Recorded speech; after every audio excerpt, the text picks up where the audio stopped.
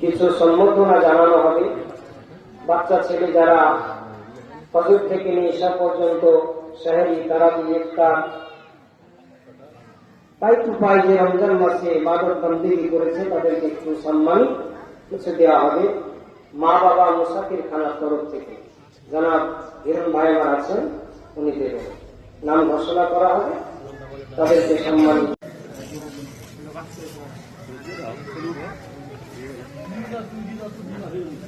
মানে বাচ্চাগুলো আপনার কমপ্লিট ভাবে পবিত্র রমজান ও মুবারক মাসে ইবাদত বন্দেগী করেছে। ফজর থেকে ঈশা পর্যন্ত 5 ওয়াক্ত কন্টিনিউ নামাজ পড়েছে, তারাবি পড়েছে, রোজা করেছে, ইফতারি করেছে, সেহরি করেছে। যেভাবে ইবাদত করতে হয় এই বাচ্চা সন্তানেরা করেছে।